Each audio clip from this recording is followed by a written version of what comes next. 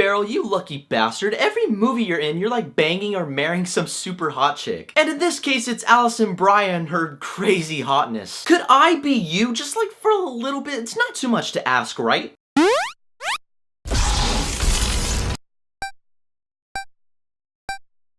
Okay, so Get Hard.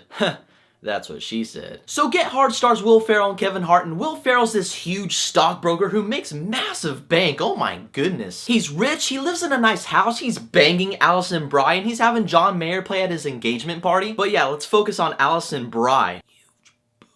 All seems good until one day he gets framed for fraud and embezzlement, and he only has 30 days till he goes to prison. And Kevin Hart, who watches over and washes his car, he learns about that, and Will Ferrell's all like, oh, since you went to prison, maybe you could teach me a few things before I go in there? Now, Kevin Hart has to prepare Will Ferrell to become this really experienced prison mate before he gets ass raped. Now, before going into this movie, I was extremely excited to see Get Hard because Will Ferrell and Kevin Hart, they are the best at what they do in comedy, in my opinion. And hearing them two together in the same movie, I thought one thing. Either this movie is gonna be a complete train wreck or it's gonna be comedic gold. And Get Hard was actually in the smack dab middle of it. I thought it was just okay. Now, Will Ferrell and Kevin Hart as a duo, I thought they were the thing that made this movie work. Some of the jokes they cracked towards one another, I thought this is some hilarious shit. Like the scene where they're both at the tennis court and Kevin Hart's playing like 3 different types of people. It made me go like, this is hilarious. Like, it's stupid funny, but I was laughing my ass off. And the fact that Will Ferrell thinks that Kevin Hart went to prison because he's black, you can't help but laugh at that. I mean, yeah, it's extremely racist and stereotypical, but everybody in the theater was laughing because of those scenes. These two really show that they can work really well together, but some of the other jokes they said just fell extremely flat. I mean, I could definitely tell when the movie's trying to make you laugh, but once those parts happen, no one was laughing in the theater. And it made me go like, oh, they tried and they just failed really hard. Because in the movie, it lets you know how many days left Will Ferrell has before he goes to prison. You know, he has like 30 days and then he has 20. And just ignore that my jump from 30 to 20, I just don't know my numbers. Just kidding, I'm just being really stupid. The second half of the movie where it gets to like 10 days left, these scenes kept dragging on. It was obnoxious. It felt like they were recycling the same joke over and over. I'm like, okay,